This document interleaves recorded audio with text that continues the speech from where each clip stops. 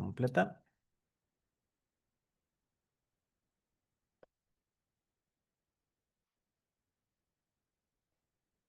Sí, Doc, ya se ve. Sí, doctor.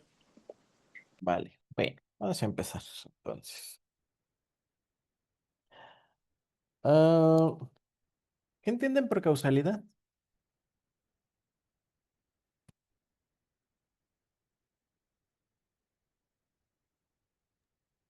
¿De pronto ocurre algo? Ok, cuando ocurre algo, puede ser, funciona. ¿Qué más? Como que la conexión entre, bueno, como causa y efecto. Conexión, causa-efecto. Ok, me suena a canción, pero sí, va por ahí. Ajá, ¿qué más? Pues es justamente, bueno, yo creo, que es como el cómo se interpretan uno o más hechos el cómo sucedieron y cómo fue su secuencia de sucesos, ¿no? ¿Cómo se interpreta? ¿Cómo se interpreta una secuencia de hechos? Sí. Ok, no podría decir que está mal, pero También puede. como las cosas que tomamos en cuenta para asociar dos eventos y saber que uno es causa del otro o consecuencia del otro. Mm, ok. Sí, más o menos va por ahí. De hecho, todo lo que mencionaron está bastante bien, ¿no? Ahora, eh, en realidad, por ejemplo, cuando nosotros empezamos a determinar las causas por las cuales suceden algunos eventos, no es algo nuevo que nosotros estemos estudiando, tampoco es algo que sea algo que alguien más haya fundamentado. De hecho, es una pregunta prácticamente que la humanidad se ha hecho a lo largo de la historia. Ejemplos, Aristóteles es uno de ellos, de hecho, desde Platón. Aristóteles, todos ellos, porque finalmente se ha buscado en la parte de la humanidad, la historia de la humanidad nos ha enseñado que se han buscado muchas veces las explicaciones del por qué suceden las cosas, ¿no? eh, Aristóteles decía que el objeto de la búsqueda del ser humano es el conocimiento. Sin embargo, el hombre no cree que sabe hasta que ha entendido bien el por qué. Entonces, muchas veces buscamos estas cuestiones de el por qué y para qué, ¿no? E incluso, bueno, pues qué es lo que han dicho todas estas situaciones que cada uno de nosotros vivimos que de repente, ay, no, es que me volvió a poner el cuerno, es que me volvió a poner esto y me volvió a decir esto. Y luego dicen, no, pero es que por algo suceden las cosas. Y sí, sí, sí, y estén con la fe en eso, ¿no? Mentira, pues realmente no es. Por algo están sucediendo esos eventos. Y por eso, ¿por qué eligen lo que eligen? ¿Cuál es la causa de que eventos de ciertas magnitudes, como los eventos canónicos, sucedan? ¿Para qué? Bertrand Russell decía que la razón por la que la física ha dejado de buscar las causas es porque pues, la realidad es que no existen. Pero la ley de causalidad lo toma él como una reliquia que ha sido algo que ha sobrevivido al paso del tiempo y que prácticamente pues nosotros lo estamos poniendo en un supuesto de realmente erróneo, ¿no? Porque se supone que no haría ningún daño. Solamente que, pues bueno, Bertrand Russell era muy extremista en ese sentido en las cuestiones de la causalidad. Anteriormente, ¿qué es lo que se creía y se decía? Por ejemplo, ahorita, ¿no? Es que así de, ay, no, es que me va mal en esto, me va en lo otro. No, hazte una limpia. ¿No? O sea, sí, vete a hacer una limpia porque pues, esto no, nada más no está funcionando. Es que Mercurio retrógrado, ¿no? ¿Ahorita Mercurio está en retrógrado? Es pregunta. No, doctor, ahorita no, por suerte. Sería el colmo. El colmo para ustedes. Sí, así es que Mercurio está retrógrado, ¿no? Ay, es que Marte, quién sabe con quién se alineó, que híjole, por eso me va como me va. No, no, pero es que no, es que mi carta astral. ¿Cuántos de ustedes aquí ya tienen su carta astral? ¿Les han hecho su carta astral? Levanten su manita.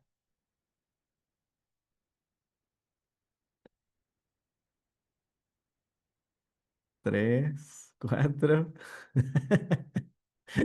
cinco.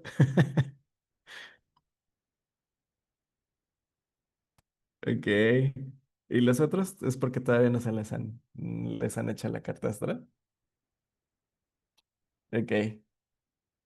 Entonces, hay un meme, creo, sí, que una serie de mensajes de un chavo o chava, no sé, creo que es chavo, que le manda a su mamá, oye mamá, ¿a qué horas nací? Y la mamá le contesta, no te juntes con esa gente. Así de, "Ujú, sí, básicamente, ¿no? Entonces, realmente, ¿qué es lo que ha sucedido y por qué? ¿Por qué surgen estas creencias? Muchas veces el ser humano, en la búsqueda de las razones del por qué y para qué, recurrimos a este tipo de situaciones. Por ejemplo, anteriormente decían que los gases tóxicos, los vapores, conocidos como miasmas, que se liberaban a consecuencia de los terremotos, de los cometas, de la caída de las estrellas y demás, pues eran lo que nos enfermaban, ¿no? Hoy sabemos que propiamente no es así, pero tenían una explicación muy fundamentada. Por ejemplo, ustedes han pasado, no sé, en su caminar dentro de la ciudad o dentro de sus rutas, han llegado a caminar por zonas donde había antes un cúmulo de basura o, ajá, y que de repente nada más les llega el aroma. Han caminado por estos lugares? ¿Han caminado por sitios así? Sí, Sí, sí, sí, doctor. ¿qué han sentido cuando pasan por estos lugares? Pues mareos, asco, como, pues sí, como hasta ñañaras, así como de guacala. Ujú. De hecho, se lo ejemplifico bastante bien. Sí, mareos, asco, el asco es una reacción.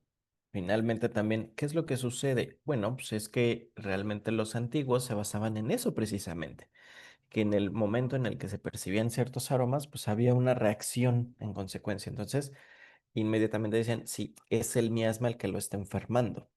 Sí. Ahora, por ejemplo, en México tenemos expresiones, ¿no? En México existen todos estos elementos que desembocan que son síntomas, ¿no? Es que me dio ñáñaras, es que le cayó el chincual, es que el tramafá, ¿sí? Todos estos finalmente son signos y síntomas que realmente nada más existen en México, ¿no? O, por ejemplo, es que le chilla la ardilla. También son unas expresiones muy, muy curiosas que en otros países pues, jamás las entenderían, ¿no?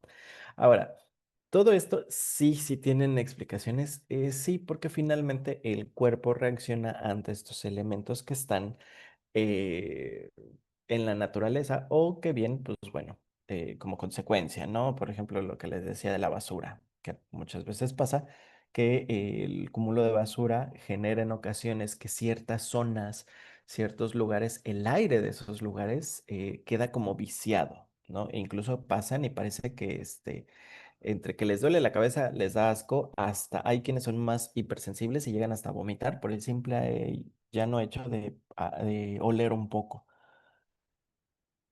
Sí, entonces, todo esto llega a suceder, sí, en ocasiones. De hecho, incluso las partes bíblicas nos hablan de estos elementos. Por ejemplo, Levíticos 13, capítulo 13, versículo 3, nos dice, el sacerdote examinará la llaga, si el pelo en la llaga se ha vuelto blanco y la llaga aparece hundida en la piel, es llaga de lepra. Cuando el sacerdote lo haya comprobado, lo declarará impuro. Igual en Levítico en 45 46 nos dice, el afectado por la lepra llevará la ropa rasgada y desgreñada la cabeza, se tapará hasta el bigote e irá gritando, impuro, impuro.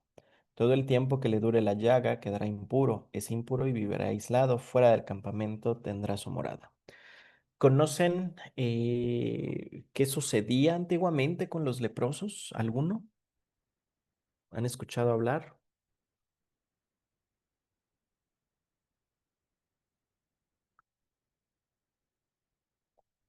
¿Nadie? Esto es Según cultura yo general. Pues que eran exiliados. Eran exiliados, ¿no? Ok, eran exiliados. ¿Qué más? No se les debía de tocar ni tener contacto con ellos. Ujú, eran rechazados. Cero, contacto cero.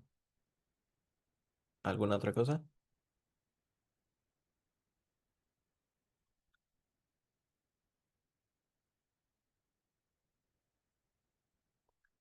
Antes, ¿qué es lo que sucedía? Antiguamente, cuando una persona enfermaba de lepra, se asociaba que era una persona impura. Había insultado a los dioses, bueno, al dios único.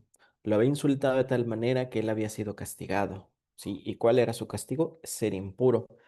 Aquí en la imagen, pues es una imagen muy moderna porque va con su campanita, pero en realidad eran cascabeles. Los leprosos, cuando había alguien que tenía lepra, tenía que llevar cascabeles, ¿sí? Tanto en las manos como en su bastón.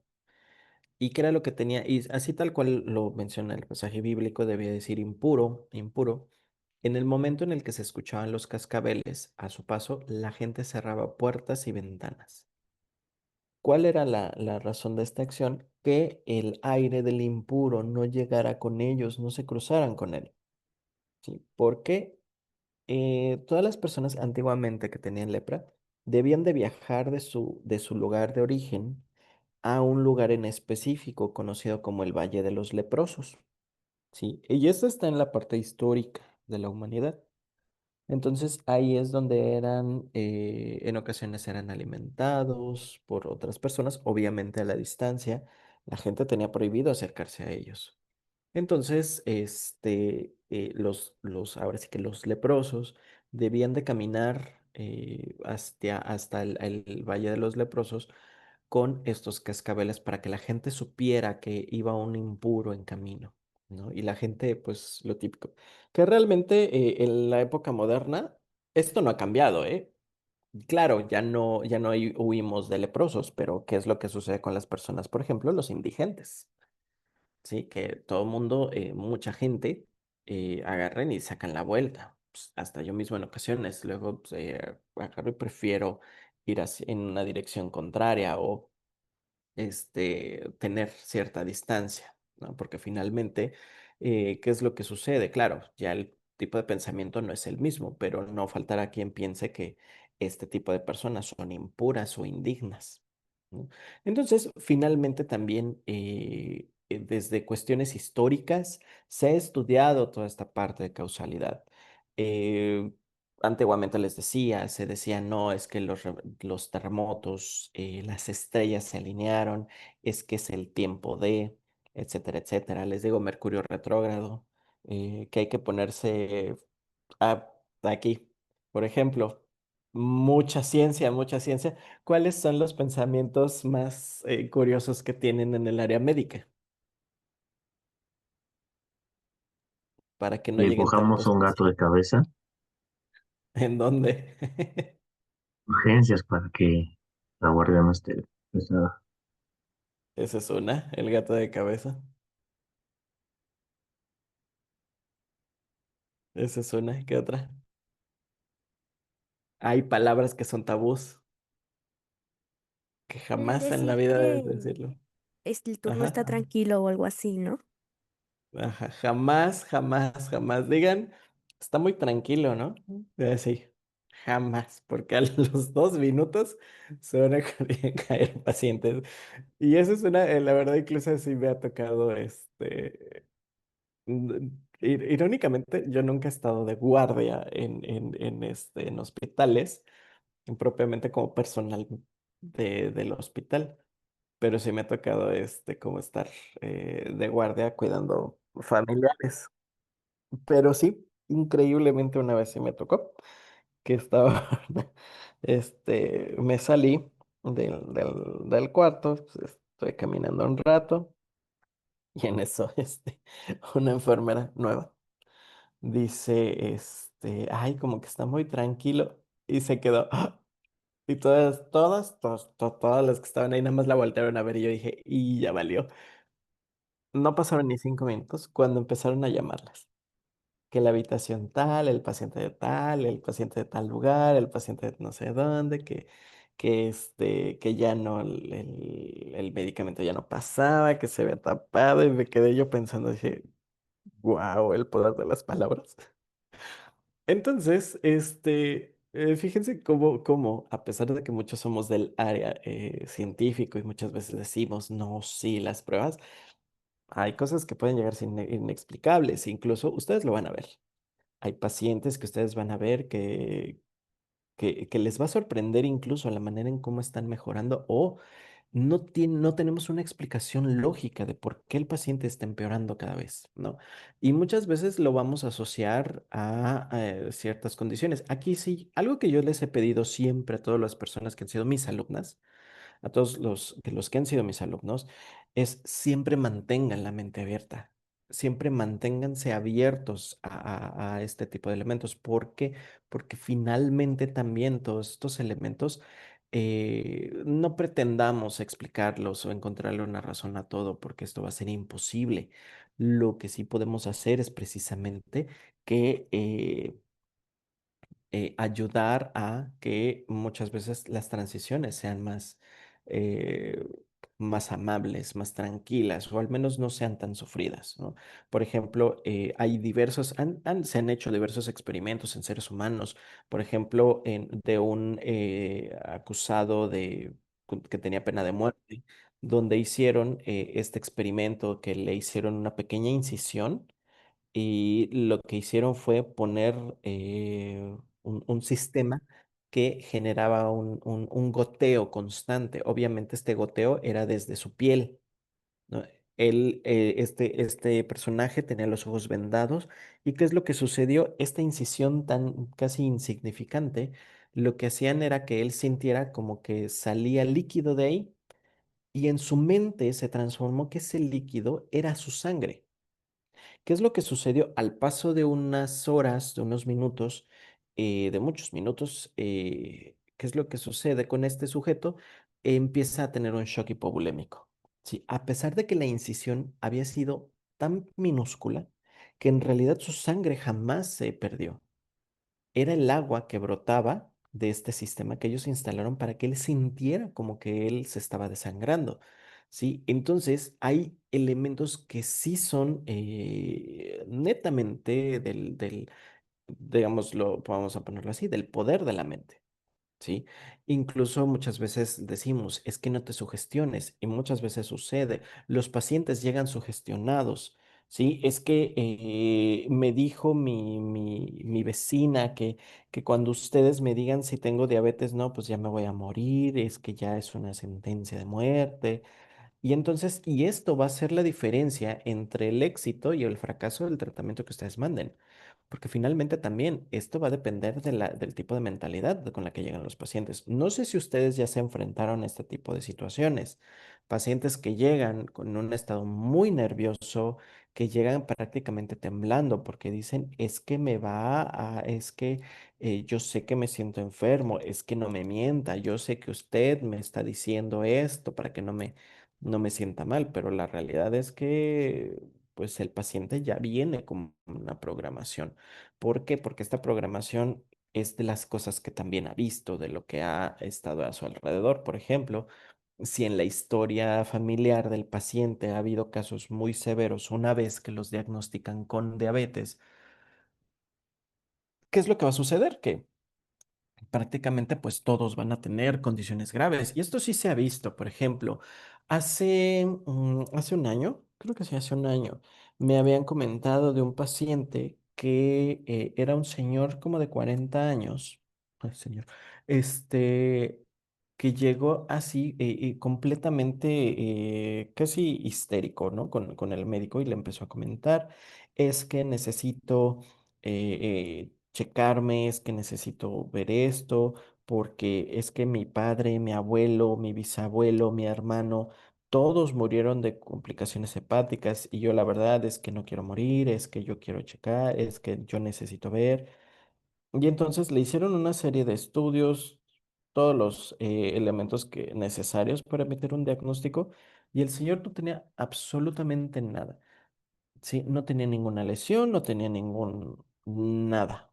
Sí, y entonces le empezaron a preguntar qué era lo que había sucedido, y por qué, ya que estaba más tranquilo. Y entonces él dijo, es que mi abuelo había tenido complicaciones hepáticas y murió de eso a los 40 años, ¿no? 45 años. Mi padre, también a los 45 años, cerca de los 45 años, empezó a tener complicaciones hepáticas y muere a los 50.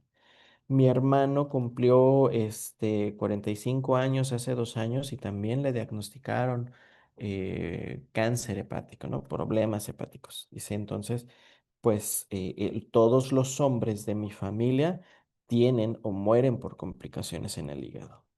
¿Sí? Y entonces, ¿qué es lo que sucedió? Pues realmente no había una razón por la cual tuviera que temer. ¿Por qué? Empezaron a analizar, bueno, cuáles eran los hábitos de su hermano, que era el de su hermano y su papá, que eran como que los más próximos de los cuales podía tener información. Sí, y entonces ahí se dieron cuenta que realmente ninguno de ellos tenía como datos o indicios que indicaran que tuvieran que enfermarse de cuestiones hepáticas, ¿no? Entonces ya después, pues a él le dijeron, hay que monitorearse, hay que estarse checando, pero pues no tiene ningún factor de riesgo, algo que diga, come saludable, hace ejercicio. Y dice, no.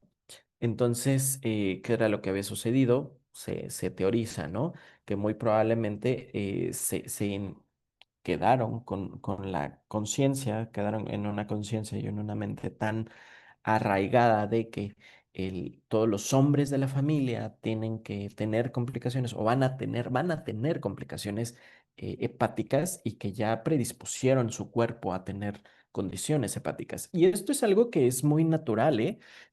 No quiere decir que sea bueno. Pero sí sucede mucho. Por ejemplo, lo que les decía, bueno, no recuerdo si a ustedes les comenté, pero si ustedes incluso empiezan a indagar en cuestiones familiares, ustedes también se van a poder dar cuenta que hay ciertos patrones de pensamiento que se han arraigado tanto.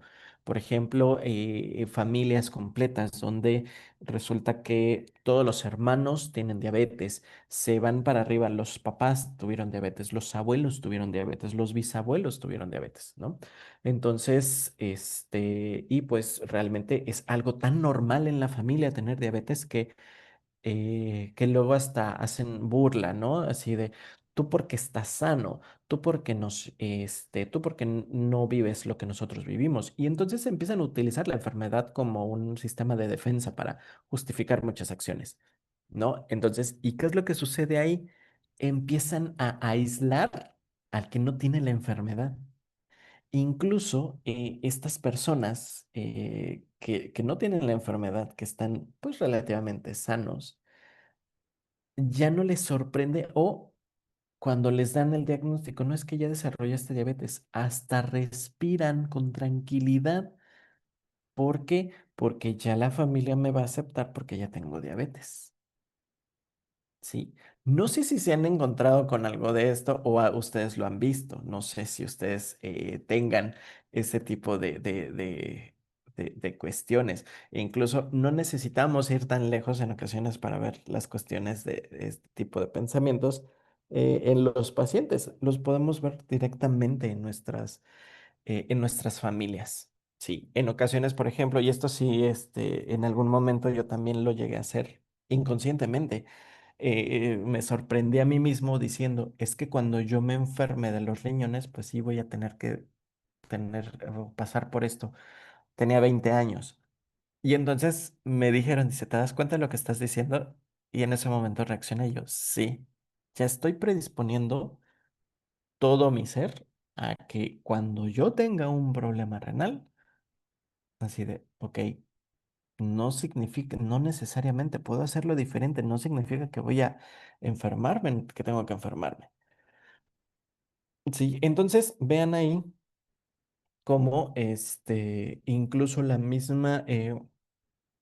mismo sistema en el cual nos movemos nos puede llevar a desarrollar ciertas enfermedades o incluso a ver el estado de salud como sano, como algo que no está del todo tan bien, ¿no? Incluso la gente se sorprende cuando hay alguien de cierta edad que no está enfermo o que tiene ciertas características y que no está desarrollando comorbilidades. Por ejemplo, personas con obesidad grado 2 o grado 3 que no tienen antecedentes de diabetes, tampoco tienen hipertensión, lo único que tienen es obesidad y ya. Sí, que son casos muy raros, son muy pocos, pero sí hay casos así, que hasta muchas veces nosotros nos sorprendemos. Bueno, el del grupo donde yo estuve hace tiempo, nos sorprendíamos con estos pacientes y eran completamente curiosos para nosotros, porque usualmente pues asociamos obesidad con diabetes, hipertensión y otras comorbilidades. Y en estos casos, pues los pacientes lo único que tenían era una obesidad y ya. Entonces, aquí, por ejemplo, cuando nosotros empezamos a analizar desde el origen de las enfermedades, de las causas, de por qué surgen, por qué se desarrollan, por qué están en ciertas zonas endémicas, aquí también va a depender de cómo lo vamos a abordar. Vamos a abordar desde un punto de vista poblacional, desde un punto de vista individual y de ahí nos vamos a ir hasta la base, desde puntos de vista incluso hasta moleculares, genéticos, abordajes en cuanto al área de las diversas áreas de estudio, cuestiones sociológicas, cuestiones de la salud, psicosociales, que ahorita, pues bueno, ya hay muchos elementos que se van conjuntando. Ya no podemos ver todos estos elementos como individuales. Por ejemplo, existe el término ahora de One Health, ¿sí? Que es una salud, que engloba todas estas cuestiones desde salud animal, salud humana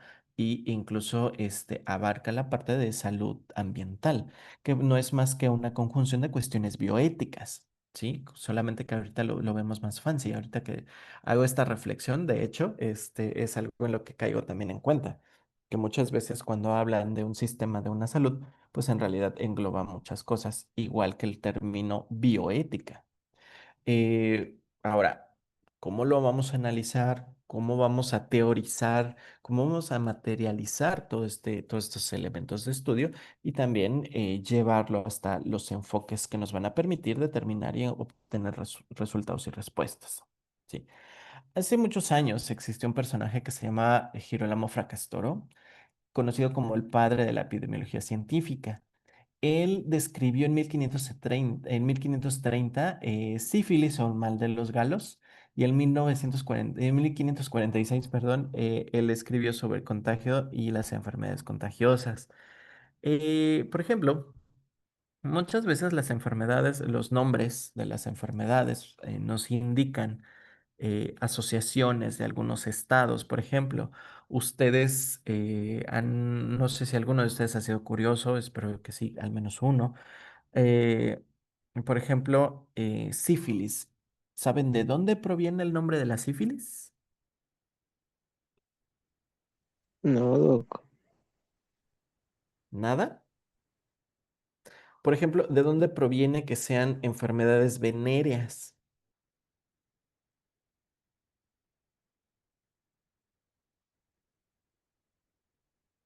¿No les suena algo? Yo tengo una idea, pero no sé si estoy en lo correcto.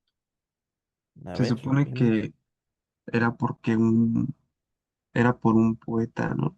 Un poeta, no, perdón, o sea, ajá, un poeta que escribió, valga la redundancia, un poema que se llamaba, o sea, tenía un nombre, como muy francés, ¿no? La verdad es que no lo recuerdo, pero en donde fue castigado, o sea, donde o sea, este poeta fue castigado por los dioses porque pues tenía como una vida muy, ajá, o sea, con lujuria, ¿no? Creo que, pues es este de aquí, ¿no? Es el, ¿cómo se llama? Más o menos. Este personaje es Ah, Fracastor. sífilis sibe de morbo gálico, él, o mal de los galos. Ajá. Por ahí, de hecho, el, el- el- las enfermedades venéreas eh, se les llama venéreas por el culto a Venus, a la diosa Venus, que era la diosa del amor para los romanos, Afrodita para los griegos, ¿sí? Entonces, la palabra, de hecho, el sífilo, es, eh, proviene de un pastor, ¿sí? Que había ofendido a los dioses. Entonces, Apolo lo había castigado y lo castigó con la locura, prácticamente. Sí, de hecho, Sífilo se creía hasta un sátiro. Los sátiros en la cultura griega están relacionados con la lujuria. No sé si, bueno, un ejemplo muy, muy caricaturesco. ¿Han visto la película esta de Hércules, versión Disney? Sí, ¿Alguno no ha visto la película de Hércules de Disney?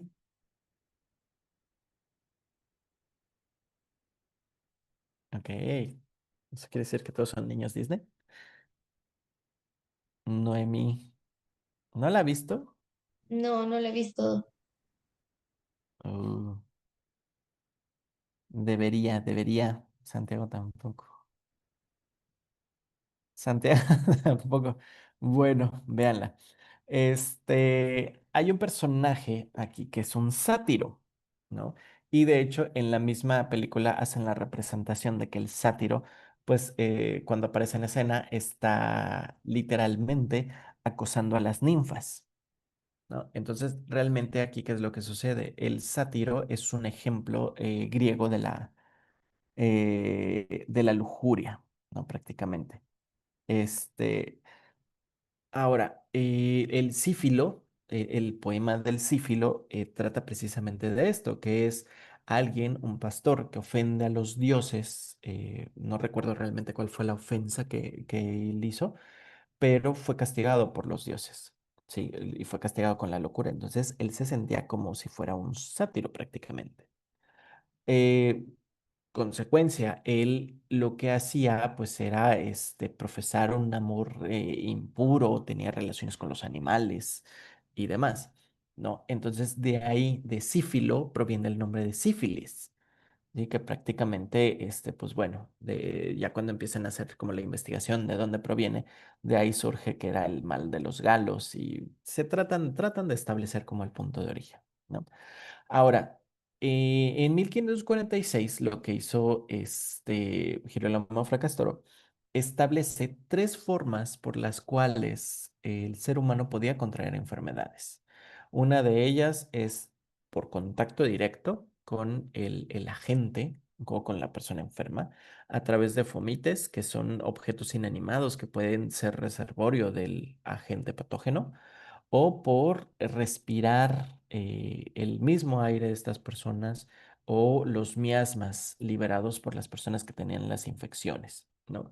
Entonces vean aquí ya cómo desde esta época trataban de buscar de dónde provenían las enfermedades, cómo podían evitar o hacer que las enfermedades no se propagaran, sobre todo esto, que no se propagaran. Eh, sí, entonces, el conocer todos estos elementos, ¿qué era lo que sucedía? ¿Qué es lo que sucede?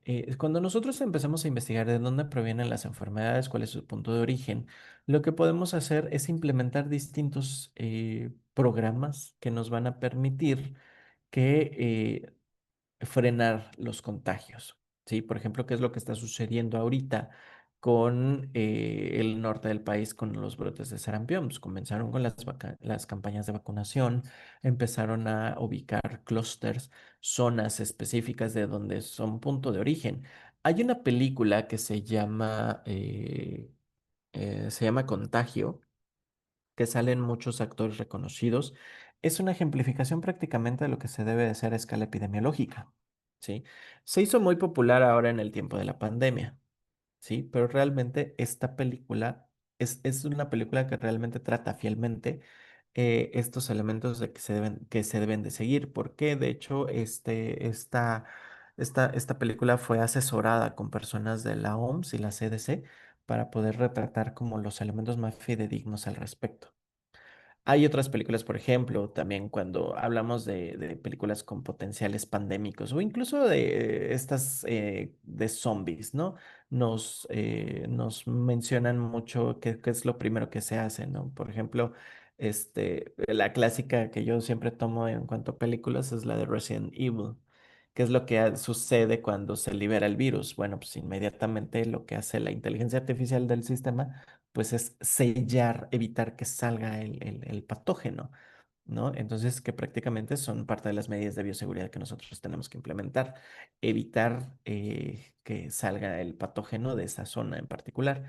Claro, no vamos a encerrar a una población determinada, ¿verdad? Sino que lo que hacemos es establecer cercos epidemiológicos que nos van a permitir, pues bueno, en cierta medida controlar el flujo de individuos para evitar una propagación masiva.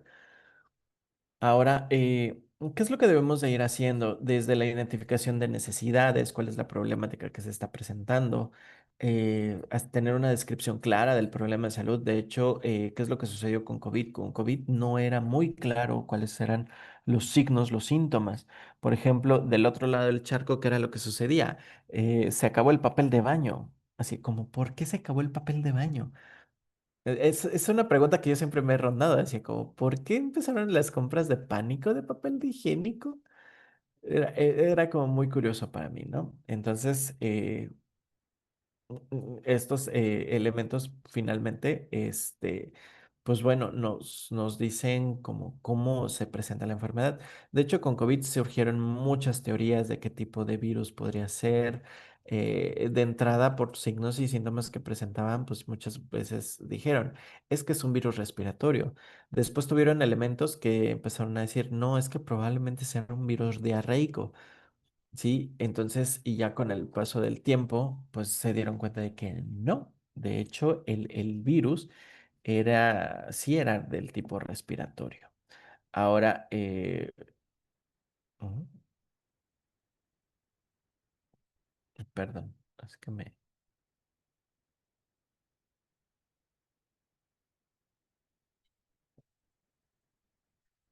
lo que sucedía muchas veces es que, pues al no conocer realmente como los patrones de la enfermedad ni los patrones que seguía, pues realmente era muy difícil establecer este eh, real cómo podríamos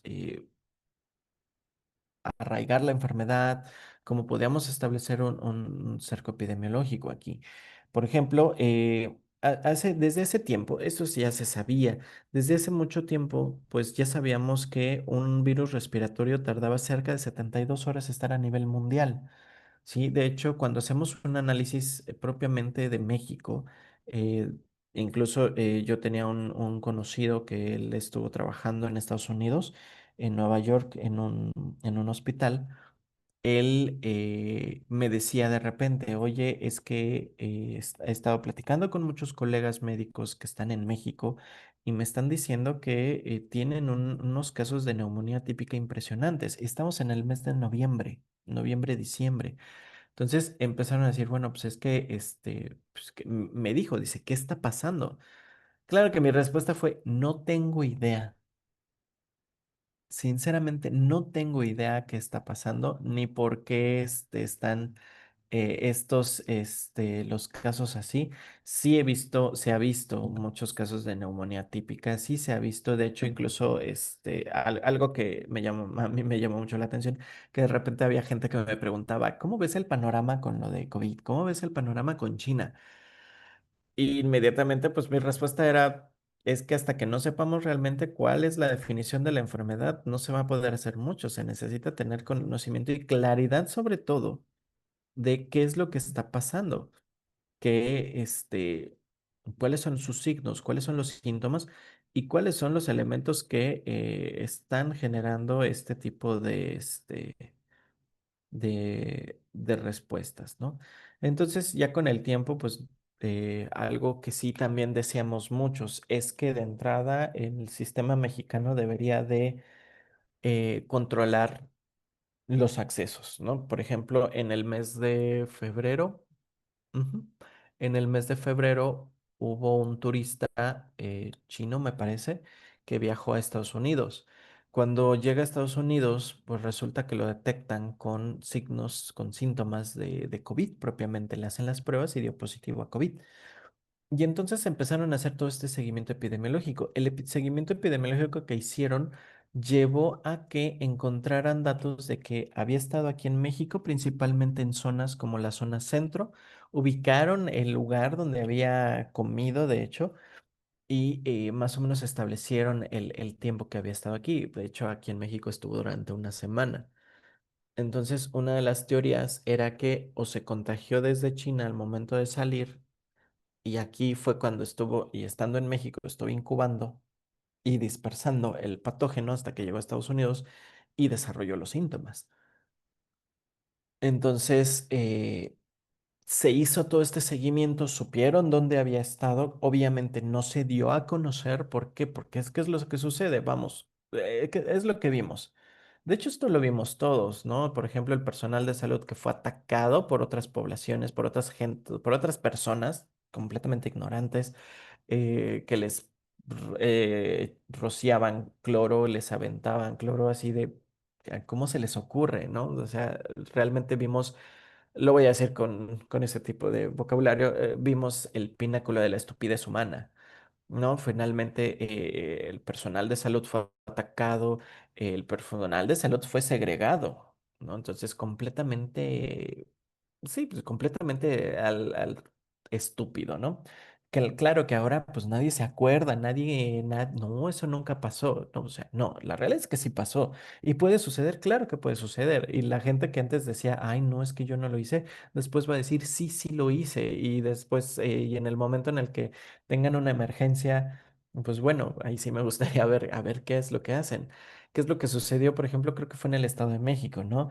Es que le están quitando el líquido de las rodillas, es que los cuerpos están todavía calientitos, ¿no? Entonces, así de completamente muchas cuestiones ilógicas.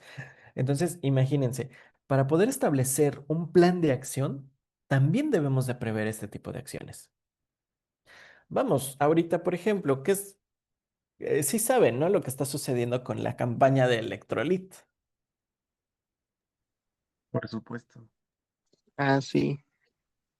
A ver, ¿Usted cuéntenme conoce el a alguien, Doc, Con que el nos cuente? niño no. Con Electrolit no. A ver, cuéntenme ahí el chismecito del Electrolit. Con ¿Qué es lo que Electrolit sabe? para unos 48,000 pesos. Sí, es que Con el está niño pagando sí. Ay, justamente para el desprestigio del Electrolit, principalmente el gobierno, porque resulta que el gobierno le debe a las farmacéuticas y prefirió lavarse las manos haciendo una campaña de desprestigio con influencers diciendo, órale, toma 48,000, pero di que tiene mucho azúcar. Y pues ahí ve a varios influencers diciendo, sí, tiene mucho azúcar, no tomen Electrolit. Y justamente un médico que no quiso, más bien, el gobierno subió la captura, dijo, qué huele que se traen, ¿por qué con el niño? Con el niño no. Y pues así de que todos así funando al doctor que lo hizo principalmente. Y pues ya, sin modo. Le tocó al gobierno otra funita más por haber tratado de hacer una campaña de desprestigio para sacar el suero del bienestar. pero, Doc, o sea, también había salido que, por ejemplo, es que hubo muchos influencers médicos, entre comillas, Ujú, porque ya no sé qué pensar al respecto, pero, o sea, sí se les pagaron como a varios, ujú, y uno de ellos como que sí salió a hablar de la situación, que justamente hizo un live en ujú, el que dijo, bueno, pues es que todos tenemos nuestro precio, y al parecer a él le pagaron 200,000 pesos. Dijo, no, pues la verdad todos tenemos nuestro precio y que no sé qué, y si ustedes han estado en mi lugar y que no sé qué, pero justamente sí, sí salió, o sea, pues sí, la gente sí se lo empezó a creer bastante porque, bueno, personalmente, mi familia tiene una tiendita, ¿no? Entonces ahí también se vende Electrolit y pues regularmente, digo, no, no estoy diciendo que esté bien que lo compren de manera descontrolada, porque pues al ujú, final, pues es un suero hidratante y no se tiene que tomar como agua, porque pues ¿Para qué tomar algo que, pues no, ajá. Pero sí disminuyó bastante la venta del electrolito. O sea, esos pocos días que fue como esta polémica, ya hasta que salió como a destapar el otro influencer, así como de, no, no, no, con la nena, ¿no?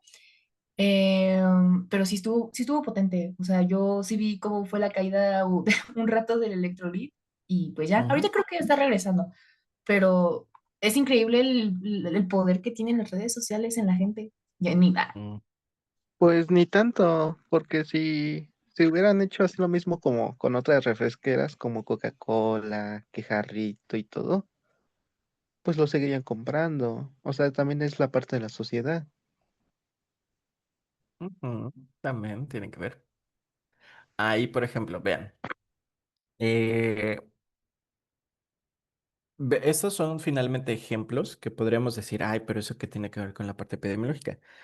Cuando nosotros establecemos programas o buscamos establecer programas, lo que necesitamos es la parte de información. Aquí específicamente, por ejemplo, del electrolit, ¿no? Desde hace tiempo se supone que ya se sabía esta serie de clasificaciones de las bebidas rehidratantes. Yo, por ejemplo, desde hace años, bueno, sí, desde hace muchos años, cuando vivía con una amiga, ella me decía, yo tomaba de repente como mucho Gatorade, y me decía, sí sabes qué tipo de bebida es Gatorade, ¿no? Y yo así de, pues sí, le digo, sí, sí sé, pues, le digo que usualmente pues, la deben de consumir los deportistas. Y me dice, ah, es que pensé que no sabías. Le digo, no, sí, ya sé. Le digo, yo no hago ejercicio ni nada. Me dice, pero sí sabes por qué. Le digo, sí, le digo, la cantidad de glucosa que tiene. Entonces, esta era finalmente información que no todas las personas van a tener a la mano. Porque también con el paso del tiempo me di cuenta, es que, ok, una cosa es que yo lo sepa, que yo lo maneje porque finalmente conozco del área, ¿no? O soy del área, o somos del área. Y hay otra información que difícilmente las personas que no son del área van a tener. Y esto se van a ir dando cuenta, por ejemplo, en sus conversaciones. Por eso a los alumnos en general luego les digo, tengan amigos de muchas áreas, porque ahí ustedes se van a dar cuenta que va a ser difícil en ocasiones hacer llegar la información o la información que tienen no es del todo correcta o adecuada también. Por ejemplo, aquí lo del electrolit, ¿no? Que decimos, bueno, pues es que en realidad el electrolit, lo acaba de decir su compañera, sí, lo toman como agua. Ese es, ¿de dónde, en qué momento surgió el hecho de que tomaran electrolit en esas cantidades? ¿Sí? ¿Cuándo comenzó? Porque esto no es de ahorita. Esto ya lleva tiempo. Yo, por ejemplo, empecé a detectar que la gente empezó a consumir más electrolit cuando comenzaron las olas de calor. Cuando comenzaron las olas de calor, de repente veías a mucha gente ya con su electrolit, que porque la deshidratación y demás. Y entonces yo ahí muchas veces sí me quedaba pensando, bueno, ok, sí, sí lo entiendo, quieren evitar una deshidratación severa, pero el electrolit al final está indicado igual que muchos otros tipos de sueros. Ahora también, ¿qué es lo que influye? El tipo de presentación. El electrolit, por ejemplo, de los sueros que se han eh, enviado como tratamientos, pues está el Pedialit y está el electrolit, ¿no? Entonces, son completamente diferentes las presentaciones de ambos. De hecho, a mí el sabor del Pedialit me chocaba cuando yo me enfermaba de chico. Pero pues bueno, era así, pues, es lo que hay, ¿no? Las campañas estas de distribución del Vida Suero Oral. Ahora, ¿qué es lo que sucedía? Estas campañas pues realmente estaban enfocadas principalmente en las épocas de mayor calor y también en la época en la cual las enfermedades diarreicas eran mayores, ¿sí? Entonces aquí, por ejemplo, en el caso del electrolit, pues realmente se tomaba propiamente cuando había este tipo de situaciones de diarreas severas por los procesos de deshidratación. Pero de un tiempo para acá, pues poco a poco lo empezaron a consumir cada vez más, cada vez más, cada vez más. Cuando alguien dijo en algún momento, es que este sirve, es buenísimo para la cruda. Pues sí, sí, biológicamente sí, es muy bueno. ¿Por qué? ¿Qué es lo que sucede? Vamos, sí saben, ¿no? ¿Qué es lo que sucede en un proceso de la cruda? ¿Por qué existe este tipo de procesos? ¿Por qué tienen cruda? ¿Por qué les da cruda? Porque el alcohol hace que consume mucha energía y a la vez agua. Por eso cada rato van al baño y se deshidrata. ¿Consuma? Bueno, gasta más energía el alcohol para ser metabolizado. Y aparte de que es Ajá. un sintético. Ujú. Aquí, por ejemplo, lo que va a hacer el alcohol en el cuerpo es, va a promover la eliminación excesiva de agua y también va a, consumir cantidades de energía, grandes cantidades de ATPs para poder ser metabolizado, aunado al hecho de que, por ejemplo, en los receptores neuronales va a haber cierta sustitución de elementos, como va a ser por etanol, ¿no? Por eso, cuando están, bueno, pues cuando estamos consumiendo alcohol, esta parte de mareo tiene que ver sobre todo con esta sustitución de los receptores. Ahora, ¿por qué recomiendan? Han escuchado que luego recomiendan que se tomen una cerveza al día siguiente para que no les dé tanto la cruda. No sé si lo han escuchado ustedes.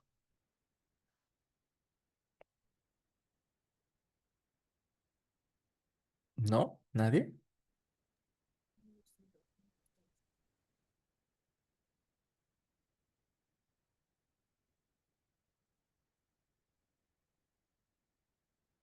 No sé si alguien tiene abierto su micrófono o abrió su micrófono, pero no. Ok, uno que otro dice que sí. Ok, aquí, ¿qué es lo que sucede? Resulta que cuando nosotros consumimos grandes cantidades de alcohol, a nivel neuronal va a haber una sustitución del etanol en las terminaciones neuronales. Conforme pasa el tiempo, este etanol se va a ir oxidando. Este proceso de oxidación es lo que va a provocar los efectos de mareo. Ahora, la recomendación tiene un fundamento, ¿eh? Sí tiene un fundamento. La gente que en ocasiones recomienda, tómate una cerveza al día siguiente para que se te aliviane un tanto la cruda, hay una razón de ser biológica y fisiológica. Resulta que cuando se consume de nuevo el alcohol, lo que va a hacer estos nuevos moléculas de alcohol van a sustituir al etanol que ya estaba oxidado. Sí, y entonces la sensación de mareo va a disminuir considerablemente.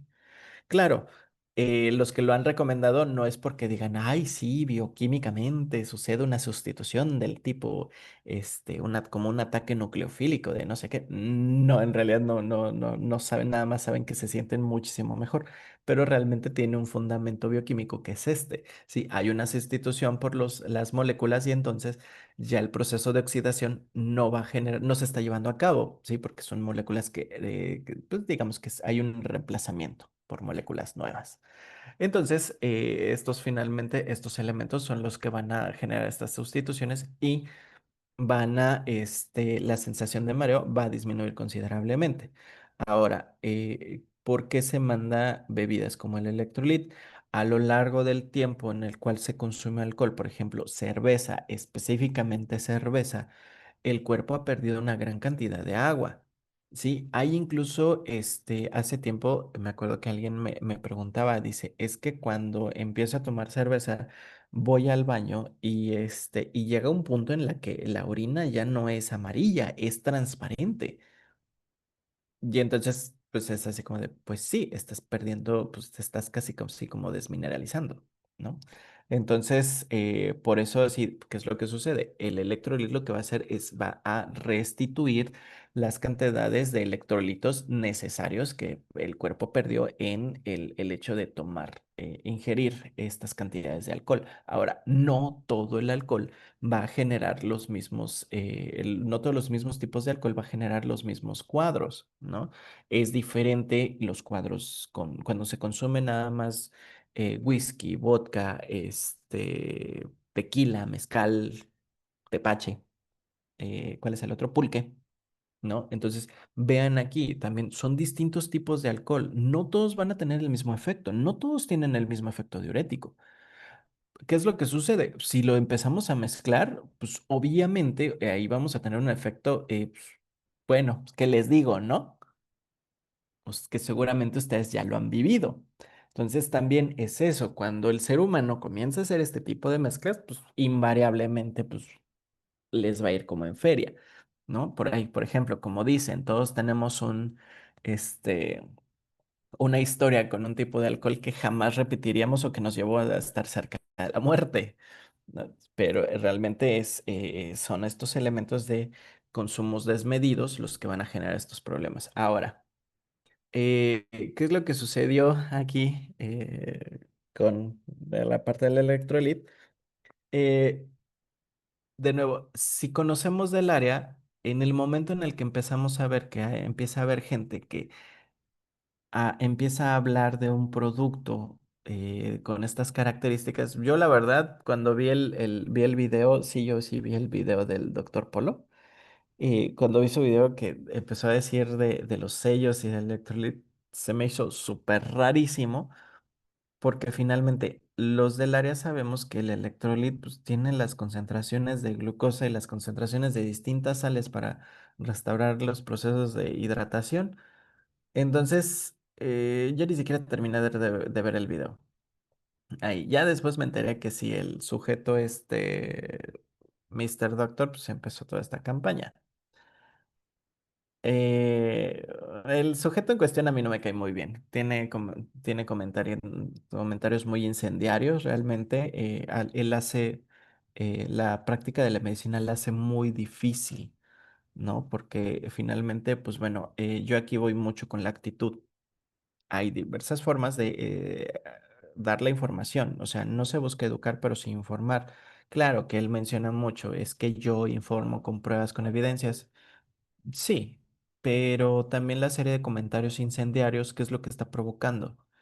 Una cosa es informar y otra cosa es generar información detonante que desemboque en toda una campaña de hate hacia otras personas. Permítame.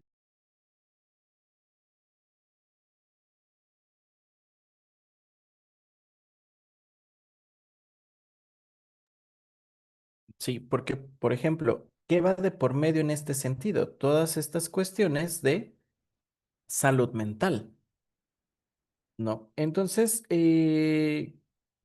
también aquí, ¿qué es lo que va a lo que puede, ay, lo que puede provocar? Que finalmente, en el momento, si nosotros nos tenemos formas adecuadas de dar la información, lo que vamos a provocar es una serie de elementos que van a generar una respuesta negativa en los pacientes o de otras personas hacia nuestros pacientes o una respuesta negativa de los pacientes a las personas que están a su alrededor. Por ejemplo, ahora que es el mes de cáncer de mama, ¿qué es lo que ha sucedido? Hay gente que comenzó, es que las personas que tienen cáncer son personas malvibrosas, así como por. Y entonces los pacientes se sienten relegados y se sienten señalados porque hay otras personas que están diciendo, es que sí, es que eres una persona malvibrosa y por eso te dio cáncer. ¿Sí? No, eso jamás va a ser así. ¿No? Entonces vean también la manera en cómo nosotros compartimos la información y se la damos la información, el tipo de respuesta que vamos a tener. Por eso también en esta parte de planificación de programas, de estos elementos, tenemos que ser muy cuidadosos en este sentido. Por ejemplo, esta población, las poblaciones menonitas, que son las poblaciones en las cuales se dio principalmente el brote de sarampión, llegó a ser muy difícil hacer este tipo de contención de la enfermedad. ¿Por qué? Porque son personas que tienen muy arraigados sus creencias y sus ideologías. Sí, ahora, por ejemplo, ahorita que vemos regresando con lo del electrolito. Ok, ¿pudo este sujeto en realidad, pudo haber dado a conocer la información de forma diferente? Claro que la pudo haber dado diferente. ¿Prefirió hacerlo de esta manera? Claro. ¿Por qué? Ahora sí, ¿por qué funcionó este tipo de información y qué obtuvo a cambio? No estuvo mal que diera la información de que sí había una campaña de desprestigio. Algunos sí lo detectaron inmediatamente, pero hubo otros que les tomó tiempo hasta que les dijeron, oigan, pues ven, como el sujeto este que ustedes dicen, ¿no? Que dijo es que todos tenemos un precio, que decía, es que él dijo, es que esto es un postre, así de, eso es lo más ilógico que alguien pudo haber dicho. De lo que me da, eso sí me da mucha risa, así, ¿cómo se le ocurre decir si esto es un postre? Así, no, nada que ver ni al caso, ¿no? Entonces, aquí, por ejemplo, vean el efecto que hay y también qué es lo que hay detrás de todo esto. Sí, ciertamente, como ustedes lo dijeron, sí, el gobierno busca generar impuestos, ellos mismos lo dijeron.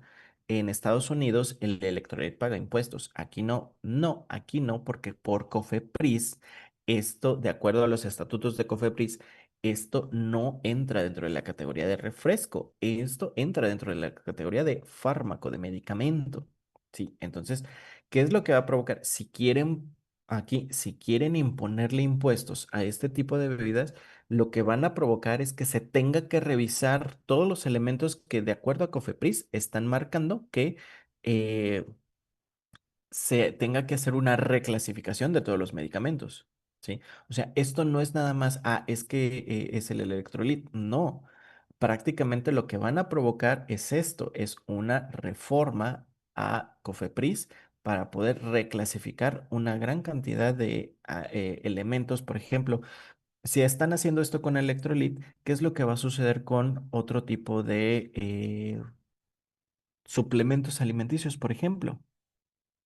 Sí, aunque ellos mismos, los suplementos alimenticios dicen, esto no es un medicamento, con eso se escudan para la parte de comercialización, pero ¿qué pasa con los suplementos alimenticios? Por ejemplo, el Ensure, Pediasure, Glucerna, ¿no? Que prácticamente, o sea, aquí no es nos estamos centrando, y eso sí, hay que poner mucha atención, nos estamos centrando nada más en un elemento, pero no estamos viendo el efecto que va a tener a gran escala. Y esto es aquí donde nosotros debemos de empezar a enfocarnos en la parte de planificación de los programas.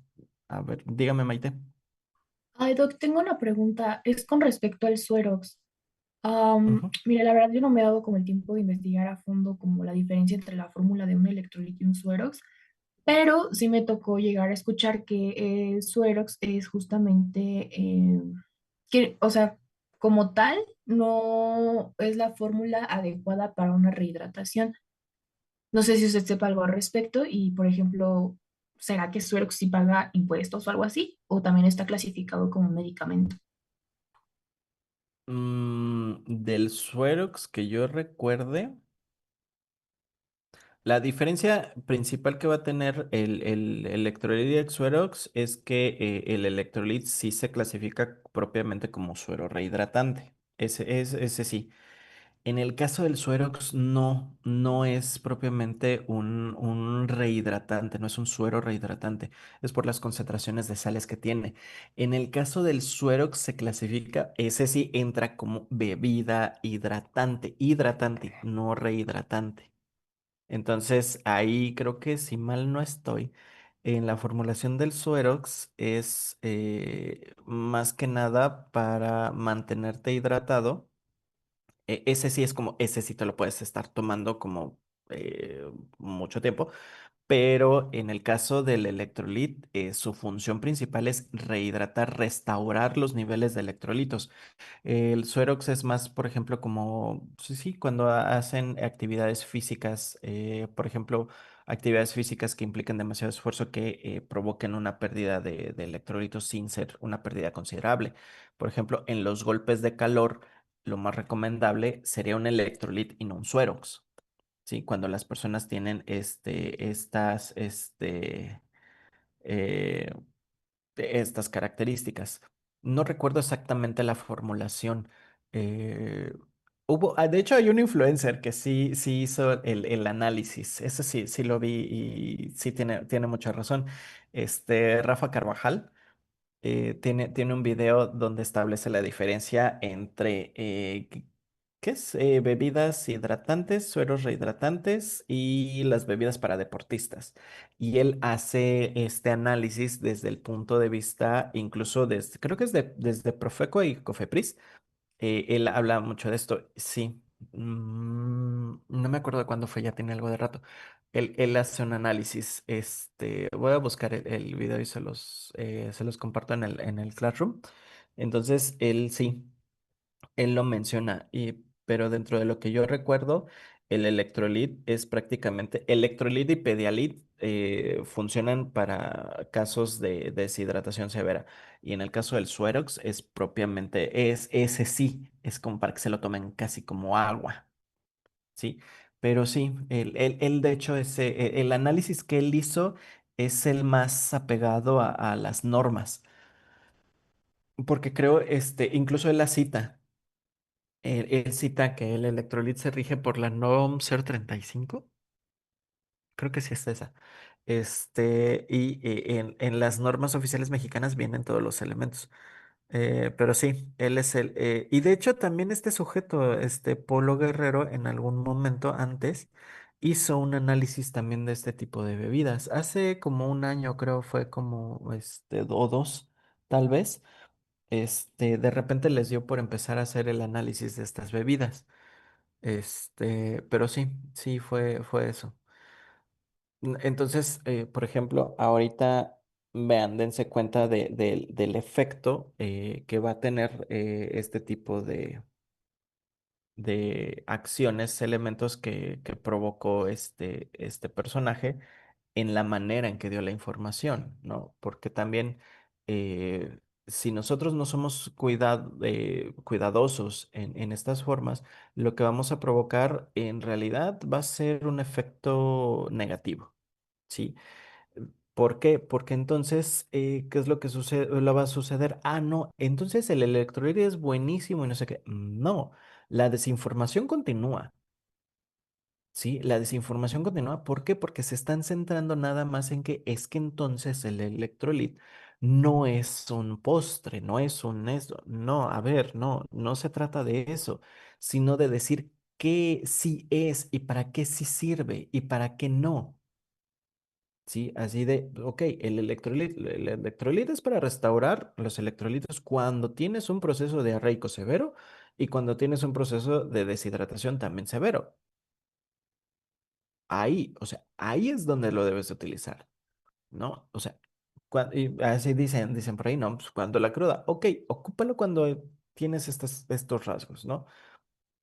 Cuando tienes este tipo de situaciones, ok, sí se puede utilizar, claro que se puede utilizar, pero también, ok, ¿cuándo no se debe de utilizar? Ok, entonces sustitúyelo por, en este caso, un suerox. Si nada más te quieres hidratar, tómate el suerox, deja el electrolit. ¿No? Entonces es conocer muy bien y dar a conocer esta información, porque, vamos, todo el mundo se está centrando en eso, ¿sí? Que también la parte de gobierno, pues sí, invariablemente también. ¿Tiene que ver la parte de gobierno? Ujú, sí, porque pues, la misma presidenta lo dijo, ¿no? En algún momento. Eh, es que las condiciones, ¿no? que dieron para entregar los medicamentos es que debía de pagarse lo que se les debe. Pues la lógica me dice que eso funcionaría así, ¿no? Es como si a mí me pidieran prestado, pero así de, oye, pero pues tú ya me debes 20 y me estás pidiendo prestado 10 más, ¿sí? Y entonces después pueden decir, bueno, pues te debo 30, así, no, págame los 20 y de esos 20 ya yo decidiré si te presto 10, ¿no? Que también es ese tipo a la otra dirección a la cual tendríamos que movernos, ¿no? Entonces también es todos estos elementos que, bueno, finalmente podríamos decir, bueno, ¿y eso qué tiene que ver con esto? Tiene todo que ver con la planificación de programas. ¿Por qué? ¿Cómo vamos a planificar un programa? ¿Cómo vamos a darle difusión si no tenemos los elementos necesarios? Si no conocemos la población, ¿sí? Si no conocemos estos aspectos sociodemográficos, socioeconómicos que están en los grupos poblacionales. Las campañas de salud, ¿cuándo tienen éxito? ¿Cuándo no? Sí, es como aquel que quiso, ay, de hecho esto no se sabe mucho, pues se los voy a contar. No, no, es como aquel encargado de los programas. Hubo uno que era encargado de un programa creo que fue del gobierno, de las cirugías de cataratas, y que se le ocurrió la brillante idea de captar las personas que necesitaran cirugías para los ojos, mandándoles un WhatsApp o un correo electrónico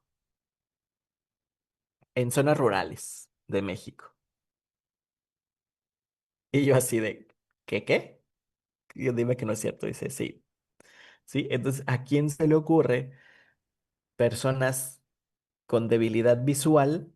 Mándale un mensaje de WhatsApp, mándale un correo electrónico hasta San Juan de la Fregada para que baje y que se registre para la cirugía de cataratas. Yo, no, brillante el sujeto, ¿no?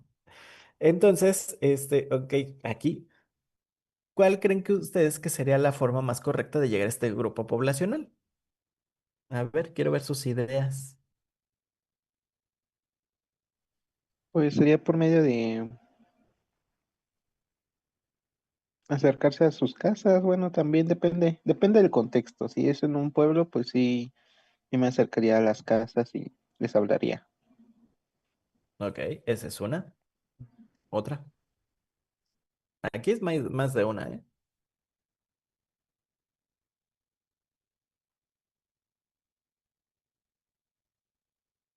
En mi cabeza, puede que si tengan una radio, podría ser que Mm. pues transmitan como, digamos, el anuncio a través de los canales disponibles en la zona a la que va dirigida la campaña, ¿no? Bueno, ese es mi pensamiento, pero No, está muy bien, sí. Es parte de conocer el grupo poblacional. Podemos tener tres, cuatro grupos poblacionales diferentes. Podemos tener una población. Acuérdense que este tipo de programas son por zonas y la zona abarca distintos grupos poblacionales, no nada más uno. El radio puede ser una, como lo dijo su compañero, si hay posibilidades de ir casa por casa, pues adelante. ¿Qué otra?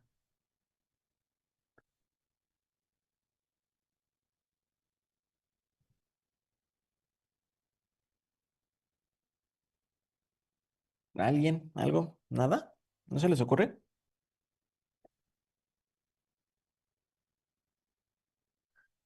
Aquí, por ejemplo, en este contexto, cuando obviamente, no les voy a decir que este, esta entidad humana, cuando hizo la propuesta, pues obviamente todos se quedaron así como no manches, ¿no? ¿En serio?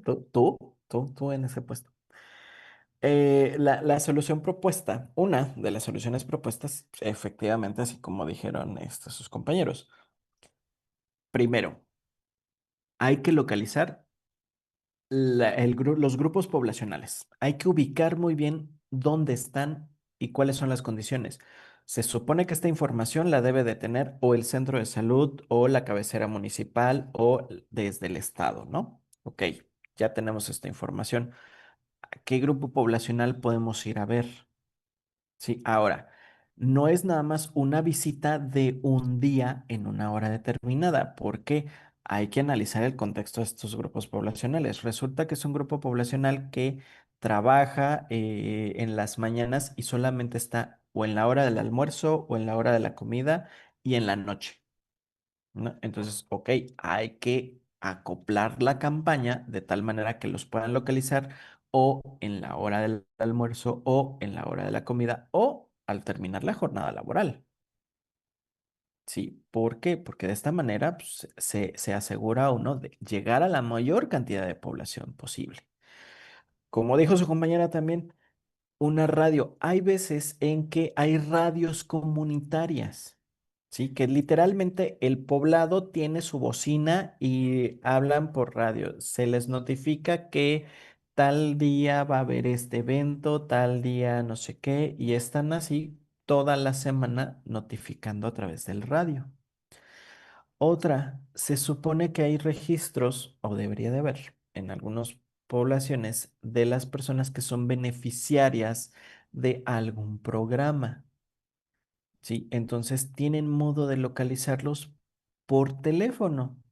Pues llámales, establece 3 horarios, de hecho es lo que hicieron, establecieron 3 horarios diferentes para llamarles.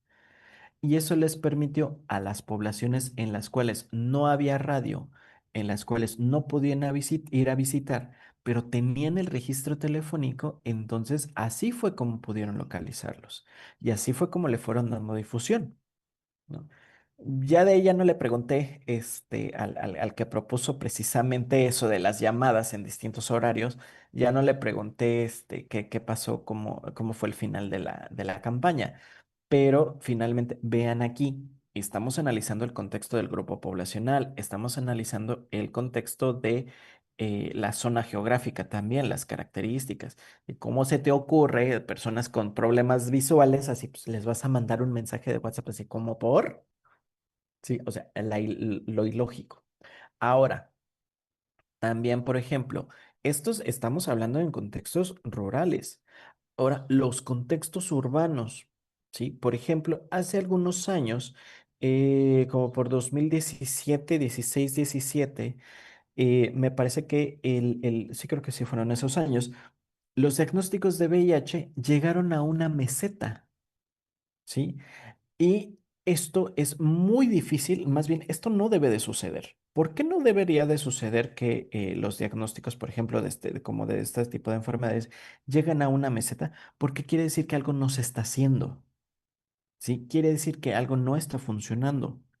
Debería de ir en una dirección, ya sea a la alta o a la baja. Pero que lleguen a una meseta quiere decir que no se está llegando a los grupos poblacionales donde se debería. Entonces comenzaron a hacer una modificación. Antes, estos centros de diagnóstico rápido, lugares de diagnóstico rápido, estaban localizados en ciertas zonas.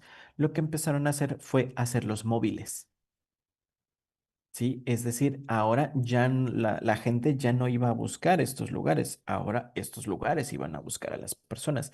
¿Qué es lo que encontraron? Pues obviamente empezaron a encontrar casos a la alta. ¿Por qué? Porque las personas no se acercaban porque ya sabían que el estar cerca de esa zona o estar en ese lugar o ya era así como que, pues, someterse al escrutinio público, ¿no? Entonces, con estos elementos móviles, lo que promovieron fue que la gente se acercara, les dieran el diagnóstico y empezaran a establecerse, bueno, pues resulta que ahora, pues sí, los casos son más altos, hay más casos.